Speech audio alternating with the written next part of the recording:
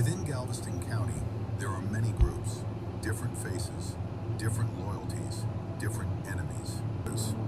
One of those groups is known as YGG, the Young Go-Getters, a small circle of young teens determined to make a name for themselves in the streets. And when YGG is mentioned, two names tend to surface: Caden and Chancellor. Their reputation wasn't built online. It wasn't for show. It was built in the streets. Before their eventual arrest for aggravated robbery, they had already made one thing clear: they were armed, and they were dangerous. March 24th, 2024. It was supposed to be just another night in Galveston County, just another routine drive. GMT member Quan sat inside a car with his people, unaware, because what he didn't know was that Caden and Chancellor was already hunting, and they were looking for him. Then, the car slowed. Silence broke.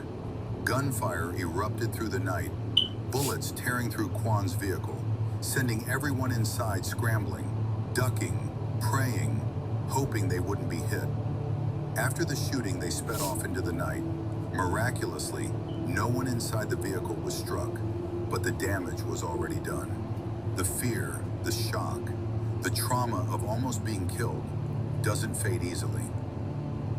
Later that same night, law enforcement tracked them down. Caden and Chancellor were arrested, both charged with aggravated assault with a deadly weapon. But the story didn't end there. Just a few months later, they were back out, released on bond. Still in the streets, still armed, still active, and still... Side note, I don't know how you niggas live the street life. I couldn't do it. These niggas can't even go outside and chill. That street shit not for me. I'm gonna be honest. I'll be the first nigga to say it. That shit ain't never been for me. I ain't gonna say, well, yeah, nah, for them, nah, hell no, that shit's not for me. I'd be the first nigga to say it, and I'll tell the truth with it. These niggas be acting all tough. I can't do it. Hell no. Considered dangerous. YGG isn't a new name. It's been around for years, surviving changes, members coming and going, but the name itself never fading. Over time, different faces carried it, but the identity stayed intact. Among those closely tied to YGG was someone named Brian. Their connection ran not just in the streets, but in everyday life. They moved together, went to the mall together, made money together, spent nights at each other's houses, shared the same spaces, the same routines. They even stepped into the studio, recording music, building memories beyond the streets. From the outside, it looked like loyalty, like a bond that couldn't be broken. But in the streets, time doesn't equal trust. History doesn't guarantee loyalty, because all it takes is one situation, one misunderstanding, one moment for everything to change. Tension builds, lines get drawn, and before long, the same people who once stood side by side start to separate. March 2026. What was supposed to be just another night, another casual hangout, was already something else entirely. Because behind the scenes, Brian had a plan. As the night went on and attention faded, he made his move. Slipping into Caden's car, unnoticed, and walking away with $10,000. Just like that, the lines were drawn. Brian didn't just take money, he severed ties.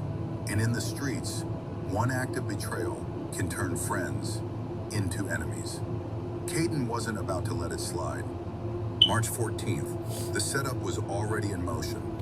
Brian was lured to a house, believing it was just another link-up, but he had no idea he was walking into something else, because nearby, Caden and Chancellor were waiting, ready, watching.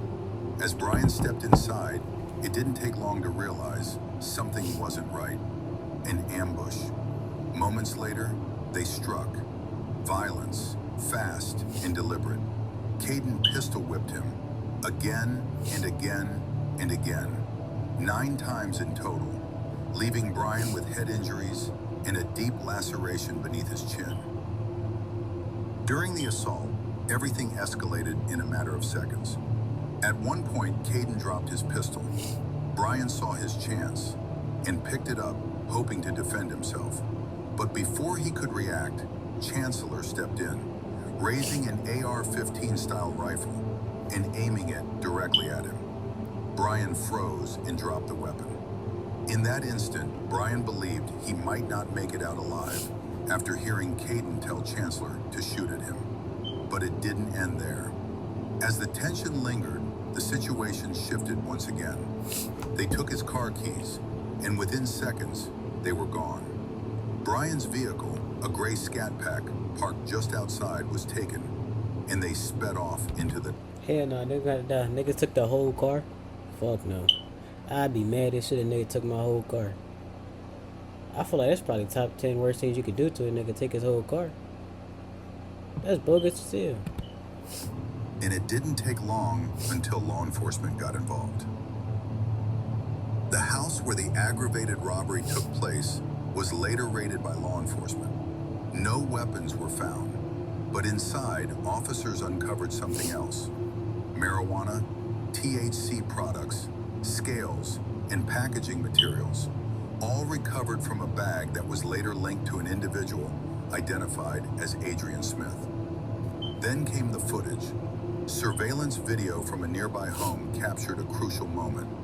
Brian seen on camera trying to stop Caden and Chancellor as they attempted to take his car. It didn't work. The vehicle was taken. Now, correct me if I'm wrong, but this supposed to be a Galveston drill page. This don't look like Galveston. Again, correct me if I'm wrong, but I'm guessing this shit supposed to be Broadway? And soon after, tracked through GPS by its registered owner. Maybe I'm wrong. Hours later, it turned up in It don't Webster. look like that to me. By the time authorities recovered the car, it was processed for Me evidence. personally, I don't know for sure DNA for sure, swabs collected, every detail examined. But by I'm just a then, viewer. it was already too late. The lines had been crossed. After everything that happened, it didn't stay in the streets. It spilled onto the internet. What was once behind closed doors was now public. Caden and Brian going back and forth, post after post, throwing shots at each other for everyone to see. The tension was no longer hidden. It was loud, and it was constant. Caden made one thing clear. He claimed Brian had told that he had snitched on him and Chancellor.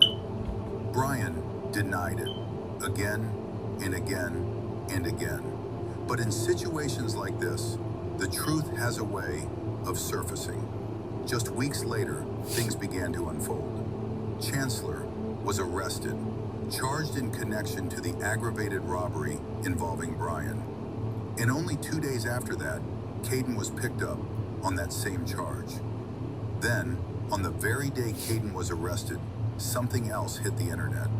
Audio footage circulating fast. In it, you can hear paperwork being read aloud, official statements, details of the case. And in those statements, the victim, aka Brian, was called out for identifying Caden and Chancellor as the ones responsible. At that point, what was once denied was now being heard by everyone. And the situation already... I'd be mad as shit if I said I ain't snitching. They just get to reading the papers out on the in front of everybody. That shit bogus. Only grew deeper. On March 14th, officers responded to aggravated robbery and as the address, the victim was transported to UTMB Hospital with head injuries and a laceration under his chin after being pistol whipped approximately 9 times. He identified the suspect as Caden Armstrong and Chancellor Terrell, whom he had known for years but recently had a dispute with over an alleged $10,000 debt. Rifles described as AR-15 style rifle and another small rifle